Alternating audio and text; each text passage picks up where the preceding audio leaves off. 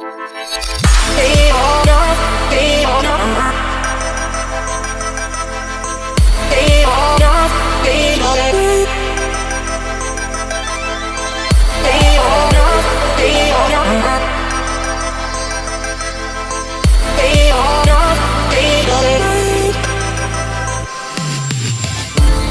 they take it all and leave nothing behind?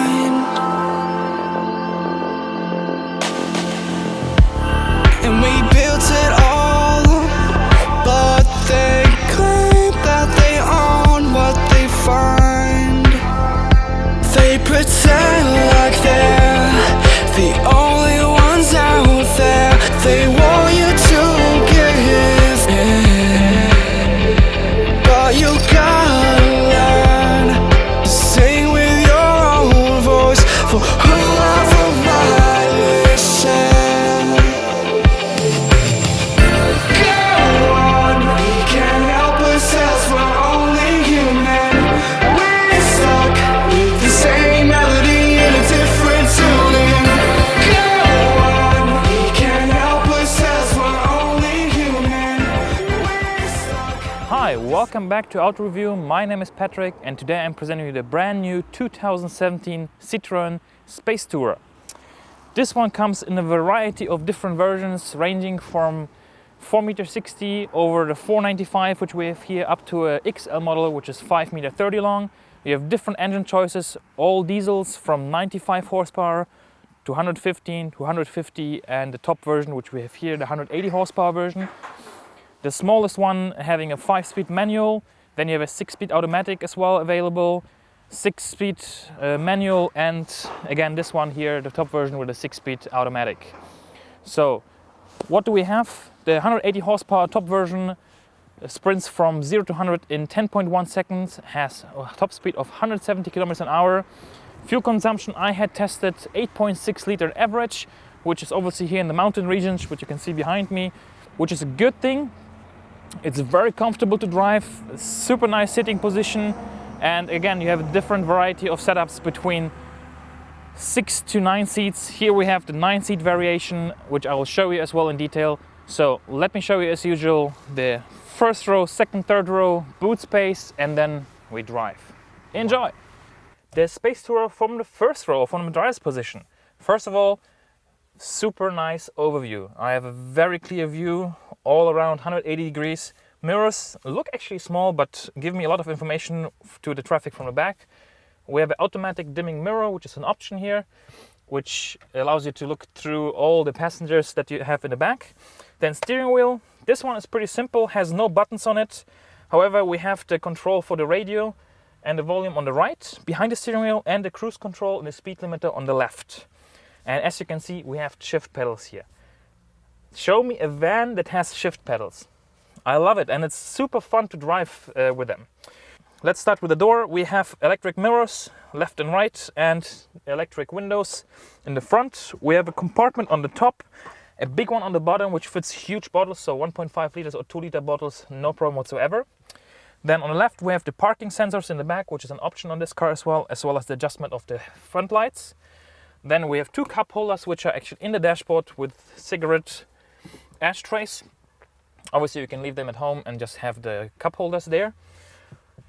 The instrument cluster is very clear. It's actually not round shape, it's kind of interesting. I'll show you a picture with the speedo on the left, RPM on the right, plus a little bit trip computer where you see fuel consumption, average fuel consumption, distance you drove, and so on, plus the fuel gauge and the temperature. Then you can adjust the steering wheel in all 4 directions. And in the middle we have the radio, which is an option as well, a DAB radio. You have the AC control units below, which are actually a little bit difficult to see in the beginning because they are of the shape of the dashboard. Locking function for the doors, ESP on and off, tire pressure sensor and start-stop automatic, plus 1 USB port and a 12-volt power socket. A little compartment to put, for example, your phone. And this is the control unit for the automatic gearbox. You have to get used to it because every time I got into the car and I wanted to shift, I somehow was looking here because there is no knob and nothing here, so you get used to it. It's kind of fun as well. Then we have a manual option as well to shift. Obviously that's why we have the shift pedals for. And the glove compartment below, we have another 12-volt power socket as well as the deactivation for the airbag. And we have another dashboard, which is here. Obviously it doesn't hold open, you have to keep it open, but plenty of space to put your stuff. The sunshades have both mirrors and are illuminated. And here we have a control unit for the seat belts in case any one of your passengers is not buckled up. Another compartment on top here, which is quite big and deep, so you have to really reach into. And a manual handbrake in this one. So as I said, this one is a 9-seat configuration, so we have a single seat in the front left and a double seat on the right side. We can adjust it in height, and we can obviously slide forward and backward on it. Headrests are actually very comfortable, though you cannot adjust the incline of them, you can only bring it up and down. Overall, very spacious, very comfortable to drive as well, and very fun. This engine, the 180 horsepower diesel engine, is very responsive, especially with the 6-speed automatic gearbox. But that we will see later when we drive. So let's hop in the second and third row and show you how much space we have there. So, second and third row. And we have obviously full-size seats. Everyone has a 3-point seat belt, which is great. We have everywhere headrests, which is great as well for safety. And believe it or not, we have ISOFIX on all 6 seats in the back. So you can bring 6 babies in the baby seats, no problem whatsoever in regards to safety. So let me hop in, close the door, and here we go. So as you can see, I have tons of space. Legroom, no issue. Headroom, no issue. And I have space a lot as well. So full-size adults, no problem whatsoever. Then in this version we have as well the sunshades in the sliding doors as an option. Then in the middle, in the roof line, we have the air condition adjustment, and obviously you can adjust the airflow the way you want, plus you can adjust the temperature and the speed from the second row.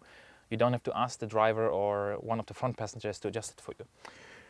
You can fold the seats. You have the single seat on the right plus the double seat on the left side, both second and third row. The only problem I have, for example, is now this one I can adjust here. However, this one, there is no adjustment here. I have to go here in the middle to open it up. So let me show you this. We open the door, and obviously it should be somewhere here. However, it's in the middle, so you have to grab inside and then fold it down. All right, so let me get in. I close this one here again, so it's not too bright. And again, here, same thing, super comfortable to sit. Everyone has this 3-point seat belt, which is really good. Little cup holder, 12-volt power socket on the right. Another cup holder on the left. And as mentioned as well, we have ISOFIX here. In this version, the 9-seater version, the seats are fixed in the business edition. You can have a different seat configuration, obviously with a table where you can turn the seats as well in the business lounge edition. However, if you're looking for space, if you look for passengers and as many people as possible, 9-seat configuration is the one for you to look for. Then as well, we have a little reading light here for the passengers in the back. And as well, very comfortable to drive, very nice seating position. And I wouldn't mind driving 300-400 kilometers sitting on the back row here. Other than if you have, for example, minivans where you have a little row that you fold out, these are full-size seats. You can individually take them out as well. Obviously the single seat here and the double seat, and leave them at home.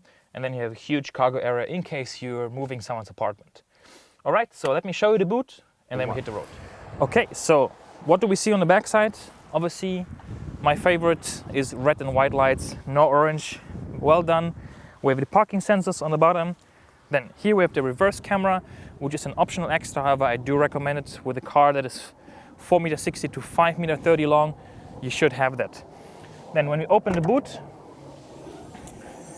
it opens really high. I can stand under it. So if you go for a picnic, it starts raining, no problem whatsoever. You just open it up and finish it here. Very nice. A little handle to close it. sorry for the fighter jet. We have airport which is close by actually, and there you have then the fighter jets flying. So boot space in this one is the medium version or medium size length. As I mentioned, shortest 4.60 m, then 4.95 m, and then 5.30 m. In the 4.60 version, obviously you would have the seats pretty much touching the back side. You wouldn't have much space. Here you have, I would say, enough space for 2 big luggages and a small bag. And then if you go for the XL version, the 5.30 m long version, you obviously have another 30 centimeters which you can add to it, and you have more boot space. All right, so let's close it up and then we hit the road. Let's go! And today I decided to make a different camera perspective. I hope you're gonna like the variety. I'll try to switch different camera angles from time to time now, according to obviously the cars. So let's try out how this one drives. Okay, we're gonna take it a little bit easy. First, how do we go through the city first?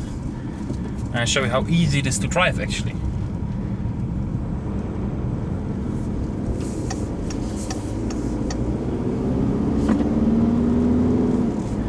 Actually, it's kind of nice to drive minivan or vans or small buses like this, because it feels like you're driving like it's when you were a small child, you know, like you're driving a bus, you know. It's kind of the same feeling, but it drives much better than the bus when I was young, you know. So again, let's adjust the seat a little bit. Okay, here we go, more comfortable. And we're gonna take it easy until the engine warmed up, because obviously we're standing now and we have 9 degrees. 9 degrees is not bad for this time of the year.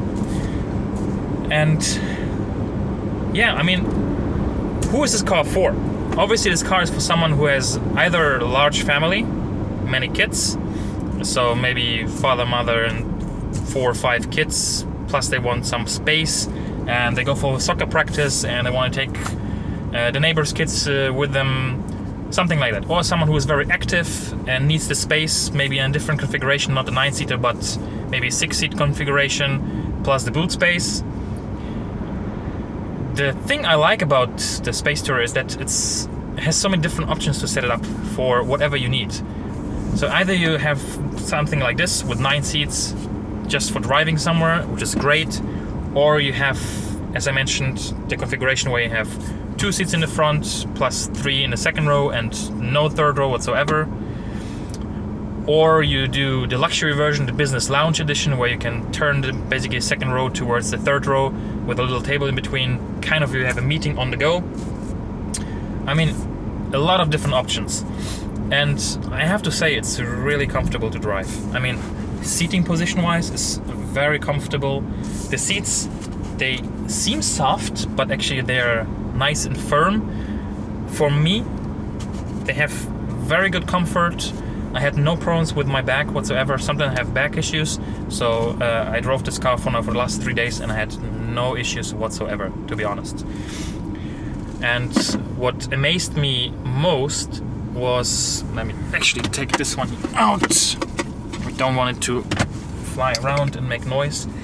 What actually amazed me most is how the gearbox, the 6-speed automatic, works with this engine together, and the engine by itself.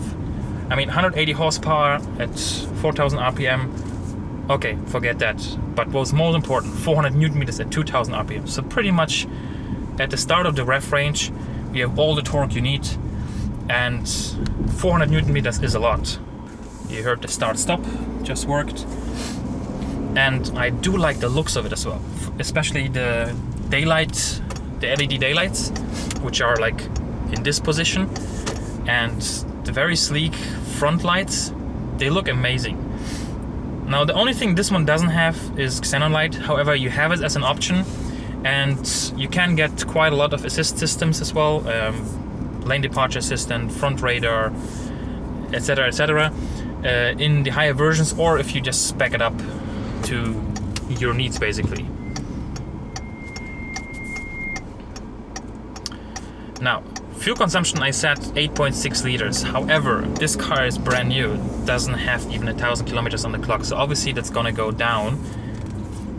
It's gonna go down once the engine is actually broke in. So, and again, I was driving up the mountains, really steep to Beatenberg. Just check one of the other videos, you will see, for example, the Subaru Levorg. I drove that road. And obviously these are real day driving scenarios, right? So this is not a NEFT's numbers for fuel consumption, or in this case diesel consumption. This is real day test driving. Yeah, so city, as you can hear, highway, B roads, going up the hill, going down the hill, and I had 8.6, and this is not bad for a car that's brand new actually. And considering the size of it, I think weight is a bit more than 1,700 kilograms. Quite a lot of pedestrians crossing today. So it's a little bit more than 1,700 kilograms, but the pickup is, honestly, it's amazing. I was not thinking that this car will be, or this van, small bus, whatever you want to call it, Spacetourer, let's call it by its name, Spacetourer, will be that sporty. Honestly, it's sporty. And having the shift pedals here makes it really fun to drive. Yeah, I mean, now I haven't used it because the engine is still not warmed up. But space-wise, you've seen it, a lot of space in all 9 seats. I have super nice surround view here. What I really love is this reverse camera in the mirror. That's just amazing. I love this. Yeah? I wish I would have it in my car as well. And obviously in the higher versions you get a bigger screen here, and then the camera would be here rather than in the mirror. But this works very well. I mean, the screen is small, but the only thing you need to know is how close are you, and that thing works super well. Parking, okay, I have an underground parking space and was obviously a little bit tight because of the dimensions of the car, but it was still easy to park in and out, and the steering is actually very light. Yeah, let me just put the fan a bit down. Now we can go 70, and it's already 70. Cruise control I liked as well a lot, because you can adjust it in single kilometer per hour steps or 5. So if you just hold it a little bit longer, it's 5, and it's the time it takes to hold to go 5 kilometers an hour higher or lower is exactly right. Because some cars you have to really hold it very long, or you have to keep it pressed, or whatever you have to do. This one works super nice. I mean, now it's 1, 2, 3. I hold it, zack. It goes always to the higher one. So if you're at, for example, 72, you hold it, it will jump to 75 and then to 80, which is great. A lot of space to put your stuff. Here you have the glove compartment. You have in the doors enough space to put big bottles. Now let's go this little road here.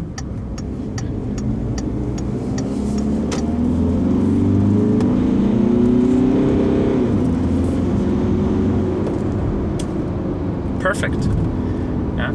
I'm not sure how this car would behave with a small 95 horsepower diesel engine. However, it's not about the horsepower really, so I want to make this clear and actually tell you, if you're looking for a car, it's not the horsepower, it's the torque that you need. And especially in a car that's supposed to commute or bring a lot of people from A to B, or in this case maybe take the seats out and move the apartment from one place to another, you need torque. You don't need horsepower really. Torque is what matters. And the small 95 horsepower engine, or the 95 horsepower engine, has as well more than 200 newton meters of torque already, which is great. Yeah. So I really enjoyed driving this car. Yeah, it's very comfortable. Obviously, it's a high car. With 1.90 m is not too bad. As I mentioned, you can get into garages, underground garages. Even in public spaces you will have no problems, and even when you want to open the boot, it doesn't go higher than the car itself. So great car to drive. Yeah. As I mentioned, prices start at 33,300 for the smallest one, the 95 horsepower version with the 5-speed manual, and goes up to 53,000 and a little bit for the top spec Business Lounge XL version of the Spacetourer. From my side, great. I mean, competition for this car will be what? The Mercedes Vito in regards to size, the Volkswagen T6, then there's maybe some Hyundai and Renaults, but I like the design of this one. The price is really affordable for what you get. The engine is great. Please test the cars before you choose an engine, and obviously think, do you need the longer version, the shorter version, the medium one that we have here. But this engine, the 180 horsepower with the automatic, thumbs up. I can highly recommend it. Honestly, I can highly recommend it. And fuel consumption is very reasonable for what you get. Yeah. If you liked this video, please give it a thumbs up, share it, like it, comment below.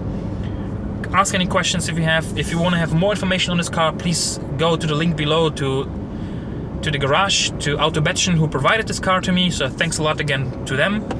And that's pretty much it. Thank you. See you next time. Bye.